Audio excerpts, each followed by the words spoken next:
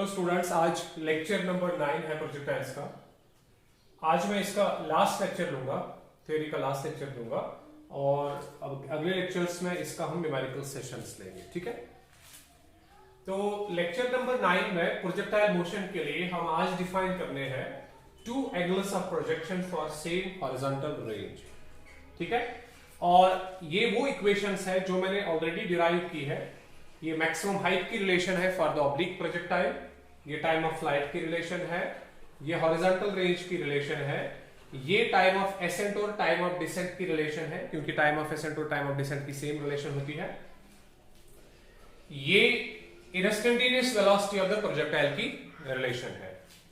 पहले हम इस क्वेश्चन को खत्म करते हैं, उसके बाद इनसे हमें थोड़ा सा काम है। तो two angles of projection for same horizontal range का क्या मतलब है? इसका मतलब ये है कि जब आप एक प्रोजेक्टाइल को थ्रो करोगे तो इसका रेंज दो एंगल्स पे सेम रहेगा। मतलब फॉर एग्जांपल आपने एक प्रोजेक्टाइल को थ्रो किया at an angle of 30 degrees, तो ये यहां गिरा, सपोज ये यहां गिरा, आई सपोज 30 डिग्री पे। लेकिन अगर आप इसको 60 डिग्री पे थ्रो करोगे तब ये फिर से वहीं गिरेगा। इसका वही मतलब है कि एक प्रोजेक्टाइल का रेंज दो एंगल्स पे सेम होता है। देयर आर टू एंगल्स, दो एंगल्स हमारे पास होते हैं for same horizontal range. Horizontal range के लिए दो एंगल्स डिफाइन होते हैं, यानी कि हर किसी हॉरिजॉन्टल रेंज के लिए हमारे पास दो एंगल्स डिफाइन होंगे। अब सवाल है सर कैसे? देखो बेटा कैसे डिफाइन होंगे। मैं हॉरिजॉन्टल रेंज की रिलेशन को ले लेता हूं, हम उसको डिस्कस करेंगे। हॉरिजॉन्टल की रेंज की रिलेशन क्या है? r is equal to u square sin 2 theta upon g। अगर मैं रेंज की रिलेशन लिखूं r is equal to u square sin 2 theta divided by g। मैं यहां पे एक सबस्टिट्यूशन करता हूं। I put theta is equal to 90 minus theta. हम पुट करेंगे theta is equal to 90 minus theta. ठीक है, ये दूसरा एंगल है। अच्छा, थीटा डैश दूसरा एंगल है। ये एंगल थीटा पे रेंज r है। चलो रेंज r1 है। एंगल थीटा पे जब हमने प्रोजेक्टाइल को थ्रो किया तो रेंज कितना है बेटा? r1। हमने इसी प्रोजेक्टाइल को दूसरे एंगल पे थ्रो किया। वो एंगल कौन है? Theta dash. उसकी वैल्यू कितनी है मगर? 90 माइनस थीटा। मतलब अगर ये 30 डिग्री है तो ये 90 माइनस 30 का मतलब 60 डिग्री होगा। अगर ये पहला वाला एंगल 20 डिग्रीज है तो ये 90 माइनस 20 मतलब 60 डिग्री, सॉरी 70 डिग्री होगा। सो देयरफॉर हमने बेसिकली दो एंगल्स डिफाइन किए। हमने कहा कि पहले वाले एंगल पे रेंज r1 है और दूसरा वाला एंगल जो हमने चूज किया वो पहले वाले एंगल के साथ रिलेट ऐसा है 90 माइनस थीटा, उसका नाम थीटा डैश है। तो दूसरा रेंज कितना होगा जब हमने प्रोजेक्टाइल को थीटा डैश एंगल पे थ्रो किया? सर वो तो होगा u square sin 2 theta dash upon g। हमने उसी प्रोजेक्टाइल को सेम इनिशियल वेलोसिटी से लगाया, सेम इनिशियल वेलोसिटी से थ्रो किया, लेकिन हमने एंगल ऑफ प्रोजेक्शन को इस टाइम चेंज किया है। इस टाइम हमारा projection of angle of projection theta dash है, वो 90 माइनस थीटा के बराबर है। इसका मतलब हमारे पास जो r2 की वैल्यू आएगी वो आएगी u square sine of twice theta dash की वैल्यू कितनी है बेटा? 90 माइनस थीटा, 90 माइनस थीटा और डिवाइडेड बाय g होगा। ये डिवाइडेड बाय g है, कुछ इस तरह से। अगर मैं इसको थोड़ा सा सॉल्व करूं तो मुझे लगता है कि r2 की वैल्यू जो है वो कुछ ऐसे मिलेगी। u स्क्वायर, ये साइन ऑफ 2 से मैं मल्टीप्लाई करूंगा तो 2 इंटू 90 हो गया 180 डिग्रीज, माइनस 2 इंटू थीटा हो गया twice theta divided by g, कुछ ऐसे। तो आप जानते होंगे मैथमेटिक्स में हम पढ़ते हैं कि जब साइन के पहले 180 डिग्री आएगा तो साइन जो है वो चेंज नहीं होता, वो साइन ही रहता है। लेकिन अगर यहां पे 90 प्लस थीटा या 90 माइनस थीटा होगा, 90 माइनस एंगल या 90 प्लस एंगल कुछ होगा तो वो कॉस बन जाता है। तो यहां पे चूंकि 180 डिग्रीज है तो 180 डिग्री पे चेंज ट्रिग्नोमेट्रिक रेशियोज नहीं होते हैं। साइन साइन ही रहेगा, कॉस ऑफ 180 प्लस थीटा या माइनस थीटा कॉस ही रहेगा, एंड सो ऑन। इसलिए sine of 180 degree minus 2 theta वापस हमको साइन 2 थीटा मिलेगा। तो हम इसको लिख सकते हैं r2 जो है, r2 can be written as u square, अपनी जगह पे है, साइन ऑफ 180 माइनस 2 थीटा वापस साइन 2 थीटा मिलेगा। Sine of 180 degree minus angle जो है वो वापस साइन ऑफ एंगल के बराबर आता है। एंगल कितना है बेटा 2 थीटा, तो ये वापस साइन 2 थीटा मिलेगा। So sine of 2 theta divided by g. तो आप पूरी तरह देख पाओगे दैट जो R2 की वैल्यू और R1 की वैल्यू है ये आपको सेम मिलेगी। देखो R1 की वैल्यू और R2 की वैल्यू आपको सेम मिलेगी। Means R1 is equal to R2। हमारे पास दोनों रेंज सेम होगी। चाहे आप प्रोजेक्टाइल को थीटा एंगल पे थ्रो करो या आप प्रोजेक्टाइल को 90 डिग्री माइनस थीटा एंगल पे थ्रो करो, दोनों हालतों में जो रेंज होगा वो दोनों हालतों में सेम होगा। इसलिए हमने डिस्कस किया कि हमारे पास प्रोजेक्टाइल का रेंज दो एंगल्स पे सेम होगा। इसीलिए मैंने लिखा 2 angles of projection for same horizontal range. तो अब कौन कौन से एंगल्स है, मतलब अगर हम 30 डिग्री पे भेजेंगे, अगर हम 30 डिग्री पे थ्रो करेंगे तो 90 माइनस 30 का मतलब हो गया 60 डिग्री पे सेम होगा, 60 और 30 पे सेम होगा। अगर हम 20 पे भेजेंगे तो 20 और 70 पे सेम होगा, ठीक है ना। अगर हम फॉर एग्जांपल अगर हम 50 पे भेजेंगे तो 90 माइनस 50 हो गया 40, तो 50 और 40 पे सेम होगा या 40 और 50 पे सेम होगा। लेकिन एक ही बार इसके रेंज के लिए दो वैल्यूज नहीं होंगे एंगल के, वो है 45 पे। आप देखो अगर आप थीटा की वैल्यू 45 चूज करते हो, थीटा इज इक्वल टू 45, तो आपको थीटा डैश भी 45 मिलेगा। 90 माइनस 45 अगेन इक्वल टू 45। एक ही रेंज के लिए सिंगल एंगल होता है, वो कौन है 45 पे। और आपको याद होगा पिछले लेक्चर्स अगर आप देखोगे 45 डिग्री पे प्रोजेक्टाइल का रेंज मैक्सिमम होता है। तो मैक्सिमम रेंज के लिए एक ही वैल्यू है, ऑब्वियसली एक ही वैल्यू होनी भी चाहिए। मैक्सिमम रेंज के लिए एंगल की एक ही वैल्यू है, वो कितनी है 45 डिग्रीज। 45 डिग्रीज पे प्रोजेक्टाइल्स का रेंज जो मैक्सिमम होता है, चाहे वो हॉरिजॉन्टल प्रोजेक्टाइल ऑब्लिक प्रोजेक्टाइल की बात हम कर रहे हैं, ऑब्लिक प्रोजेक्टाइल का रेंज जो है वो 45 डिग्री पे मैक्सिमम होता है। इसलिए सिर्फ मैक्सिमम रेंज के लिए ही एंगल का सिंगल वैल्यू होगा। बाकी अगर आप किसी और एंगल पे प्रोजेक्टाइल को थ्रो करते हो तो हर किसी रेंज के लिए हमारे पास दो वैल्यूज होंगी। इसीलिए हमारा टॉपिक था 2 angles of projection for same horizontal range. 2 angles of projection for same horizontal range हमारा कॉन्सेप्ट था। अब इसके बाद और एक कॉन्सेप्ट हमारा आता है, छोटे छोटे कॉन्सेप्ट है प्रोजेक्टाइल्स के जो हम आज क्लियर करना चाहते हैं। और एक कॉन्सेप्ट हमारे पास आता है, वो ये आता है कि अगर हम प्रोजेक्टाइल को थ्रो करेंगे लेकिन एंगल को डिफाइन नहीं करेंगे with the x axis, angle को हम डिफाइन करेंगे वाई एक्सिस के साथ। अच्छा, वाई एक्सिस कौन सी एक्सिस होती है, वर्टिकल एक्सिस की हॉरिजॉन्टल एक्सिस, वर्टिकल एक्सिस के साथ। इसीलिए मेरे पास जो हेडिंग है वो कुछ ऐसा है, when the projectile is throne, जब प्रोजेक्टाइल थ्रो किया जाएगा विथ एंगल ऑफ प्रोजेक्शन, और एंगल ऑफ प्रोजेक्शन डिफाइन होगा विद द वर्टिकल के साथ। मतलब कुछ ऐसे हम कुछ हेडिंग ऐसे लिखेंगे, projectile thrown is angle of projection, या हम लिखेंगे एंगल ऑफ प्रोजेक्शन। अगर हम कंसीडर करेंगे एंगल ऑफ प्रोजेक्शन, अब हम कंसीडर करेंगे लेकिन किसके साथ, प्रोजेक्शन विथ वाई एक्सिस या वर्टिकल एक्सिस, विथ वर्टिकल। हम वर्टिकल के साथ अब एंगल ऑफ प्रोजेक्शन को कंसीडर करेंगे। इससे पहले हम किसके साथ कंसीडर कर रहे थे, हॉरिजॉन्टल के साथ, एक्स एक्सिस के साथ। अब अगर वाई एक्सिस के साथ किया जाए तो इन रिलेशंस का क्या होगा। बहुत ही आसान क्वेश्चन है, ये ज्यादा डिफिकल्ट क्वेश्चन नहीं है, ना तो बड़ा क्वेश्चन है, बहुत सिंपल सा क्वेश्चन है। कुछ ऐसे हम अज्यूम करेंगे दैट हमने एक प्रोजेक्टाइल को थ्रो किया, हमने ऐसे प्रोजेक्टाइल को थ्रो किया, ये एक्स एक्सिस है, this is x axis, and ये वाई एक्सिस यहां पे है। हमने प्रोजेक्टाइल को थ्रो किया एट एन एंगल थीटा, इसने थीटा एंगल बनाया है with the x axis, horizontal के साथ इसने एंगल थीटा बनाया है।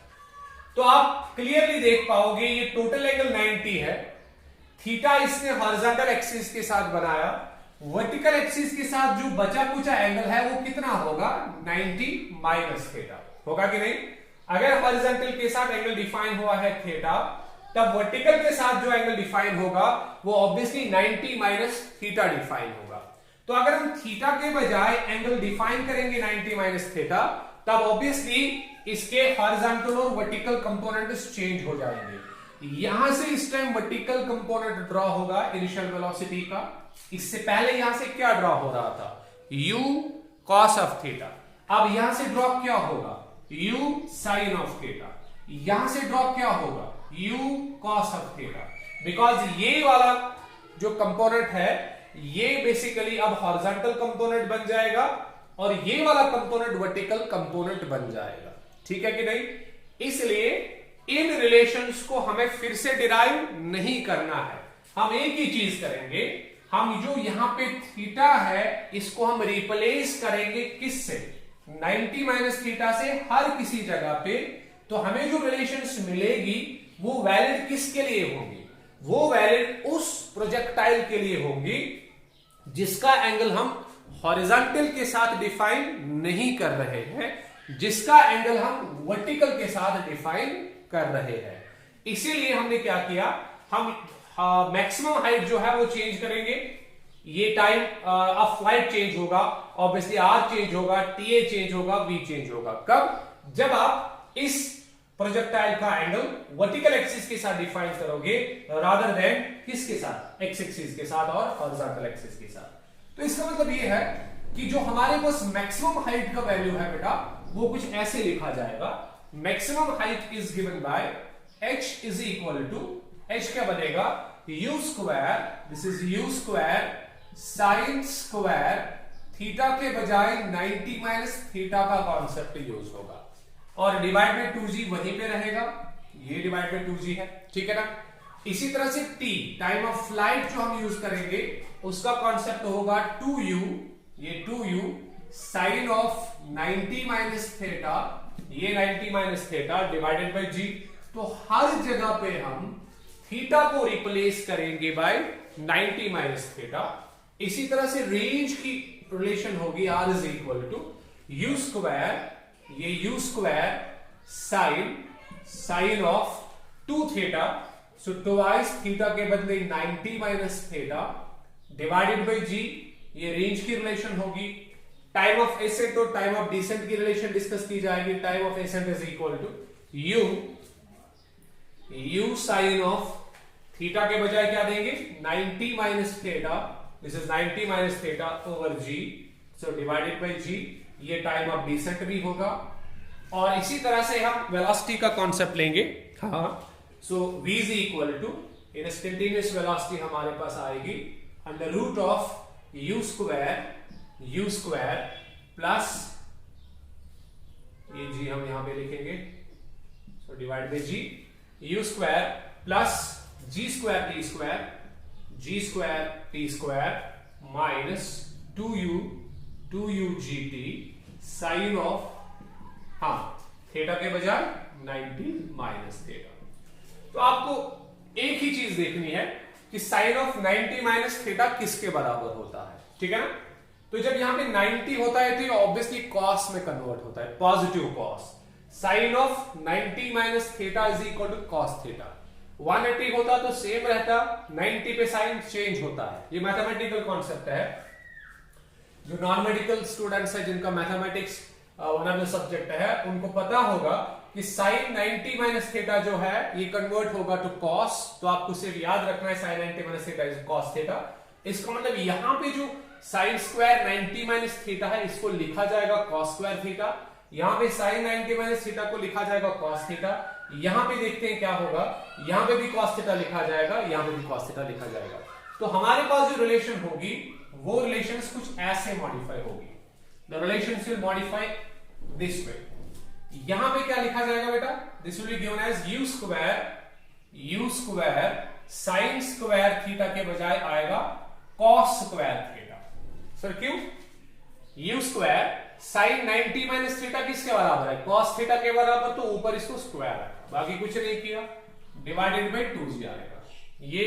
उसके बाद ऐसे ही यहां पे आएगा 2u sign of 90 minus theta हो गया कॉस थीटा, तो इसको फिर से लिखेंगे 2u cos theta divided by g, कुछ ऐसे, ये वाला खत्म। उसके बाद ये u स्क्वायर है, ये बनेगा sine of 180 degree minus 2 theta, क्योंकि हम 2 से मल्टीप्लाई करने वाले हैं इसको। तो ये हम अभी देख रहे थे sine of 90 into 2 is 180 degrees, 180 degree minus theta, कुछ ऐसे, डिवाइडेड बाय जी आएगा। सो डिवाइडेड बाय जी कुछ ऐसे, इसको हम चेंज करेंगे अभी। तो यहां पे जो टाइम ऑफ एसेंट और टाइम ऑफ डिसेंट की रिलेशन है वो u sin 90 minus theta cos theta आएगा, u cos theta divided by g कुछ ऐसे। और यहां पे जो रिलेशन हम लिखेंगे, सो u cos थीटा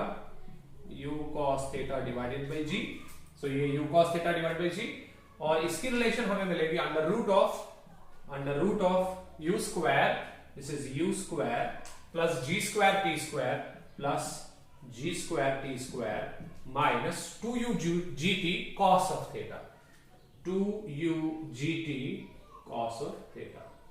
तो ये हमारे पास रिलेशन है, सिर्फ एक ही रिलेशन सेम रहेगी, sine of 180 degree minus theta वापस साइन 2 थीटा है, यहां पे ये गलत कर दिया हमने। So this is sine of 180 degree minus 2 theta. क्यों? ये 2 से हम मल्टीप्लाई कर रहे थे, 2 into 90 is equal to 180 minus 2 into theta is theta. ठीक है, तो हमारे पास जो रिलेशन यहां पे मिलेगी वो सेम रहेगी, क्योंकि साइन के सामने जब 180 होता है तो ये चेंज नहीं होता, तो आपको वापस मिलेगा u स्क्वायर साइन 2 थीटा अपन g, ये u square sign 2 theta over g, कुछ ऐसे। तो ये हमारी रिलेशंस वैलिड होगी, इसको थोड़ा सा सही में लिखेंगे, तो ये होगा u square sine of 180 minus 2 theta over g, कुछ ऐसे ये था। तो ये जो रिलेशंस आप देख रहे हो, these relations will be valid, ये रिलेशंस वैलिड होगी। ये रिलेशंस तब हम यूज करेंगे जब आपका जो एंगल ऑफ प्रोजेक्शन है वो हॉरिजॉन्टल के साथ डिफाइनेड नहीं है, बल्कि वो किसके साथ डिफाइनेड है, वर्टिकल के साथ डिफाइनेड है। तो ये बेसिकली हमारा प्रोजेक्टाइल का कॉन्सेप्ट खत्म हो जाता है। ये प्रोजेक्टाइल के सारे लेक्चर्स, जो 9 लेक्चर्स हमने अपलोड किए हैं, इसमें हमारा सारा प्रोजेक्टाइल खत्म हो जाता है। ठीक है, अब कुछ चीजें हैं जो हमें इस प्रोजेक्टाइल के लिए डिस्कस करनी है, वो सारी चीजें हम बेसिकली न्यूमेरिकल सेशंस में क्लियर करेंगे। अब जो आने वाले सेशंस होंगे वो न्यूमेरिकल सेशंस होंगे। आज इस वाले सेशन में हम न्यूमेरिकल नहीं करेंगे, जो हम अगले सेशंस अपलोड करेंगे वो प्योरली न्यूमेरिकल सेशंस होंगे। और आप जो है अपना कैलकुलेटर साथ में रखेंगे, जो मैं अगले लेक्चर्स अपलोड करूंगा, सो दैट हम न्यूमेरिकल्स करेंगे। तो 2-3 सेशंस हम लेंगे जिसमें हम सारे न्यूमेरिकल्स को लगभग क्लियर करेंगे। उसके बाद हम नए टॉपिक्स की तरफ जाएंगे जिसमें हमारे पास आता है सर्कुलर मोशन, और हमारा जो काइनेमेटिक्स का पार्ट है ये इसके साथ खत्म हो जाता है, और उसके बाद लॉज ऑफ मोशन आएगा। Thank you for watching, have a nice day.